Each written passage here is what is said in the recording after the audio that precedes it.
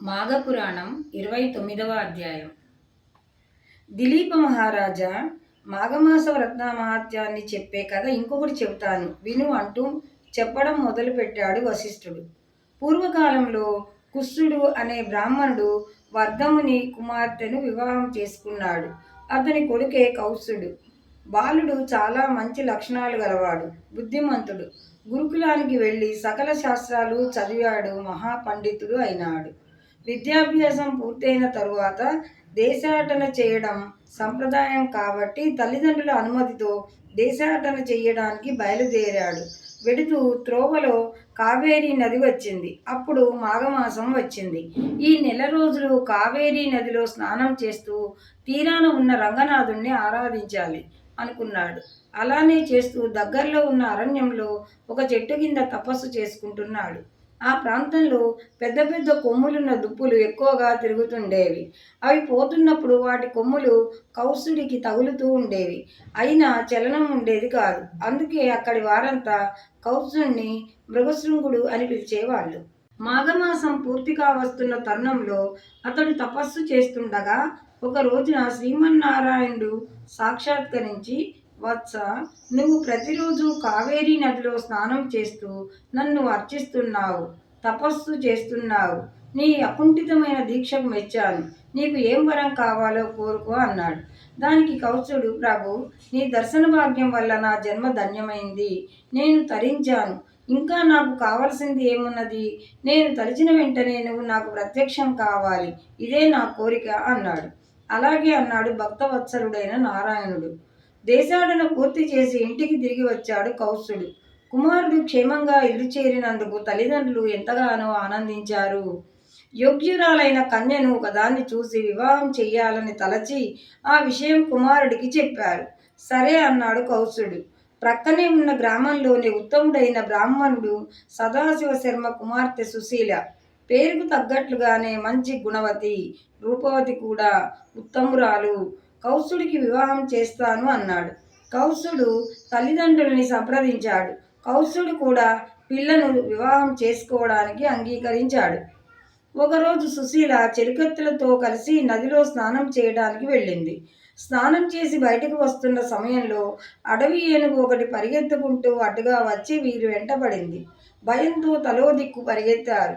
ఆ క్రమంలో సుశీల చెలికత్తెలు ఒక పాడుపడిన బావిలో పడి మరణించారు. సుశీల మాత్రం చిన్న గాయాలతో ఇల్లు చేరింది. తన వల్లనే చెల్లెలు మరణించారు అని విచారిస్తోంది. ఇప్పుడు ఆ చెల్లెలు జీవించి తిరిగి వస్తే తాను పెళ్లి చేసుకుంటానని శపథం చేసింది. ఆ విషయం కౌత్సుడికి తెలిసింది. వారిని నేను బ్రతికిస్తాను, యమధర్మరాజును గురించి తపస్సు చేస్తాను, చెల్లుల శరీరాలు పాడైపోకుండా జాగ్రత్త చేయండి అని చెప్పి నదీ తీరంలో అరణ్యానికి వెళ్ళి తపస్సు చేయడం మొదలుపెట్టాడు. సుశీల చెలికెత్తెలను తరిమిన ఏనుగు కూడా అడవిలోనే ఉంది. అది కూడా కౌత్సుడి దగ్గరకు వచ్చి తన తొండంతో కౌత్సుడిని పట్టుకొని తన మెడ మీద కూర్చోబెట్టుకుంది. వెంటనే కౌత్సుడు తన కమండలంలోని నీరు మంత్రించి ఏనుగు మీద చల్లాడు. మరుక్షణంలో ఆ ఏనుగు ఒక దివ్య పురుషునిగా మారి కౌత్సుడికి నమస్కరించి తనకు శాప విమోచనం కలిగినందుకు కృతజ్ఞతలు తెలిపి ఊర్ధ్వలోకాలకు వెళ్ళిపోయింది. మళ్ళీ తపస్సు చేస్తున్నాడు కౌత్సుడు. యముడు ప్రత్యక్షమై ఏం వరం కావాలి అని అడిగాడు. మరణించిన సుశీల చెలికత్తెలను పునర్జీవులుగా చేయమన్నాడు కౌత్సుడు. అలాగే చేశాడు యమధర్మరాజు. చెలికత్తెలంతా నిద్రలేచినట్లుగా లేచి వచ్చారు. ఆ సంఘటనకు అందరూ ఆనందించారు. అప్పుడు మరణించిన చెలికత్తెలు తాము చూసిన యమలోక విశేషాలు అందరికీ వివరించారు. యమలోకంలో పాపులకు శిక్షలు విధిస్తారు.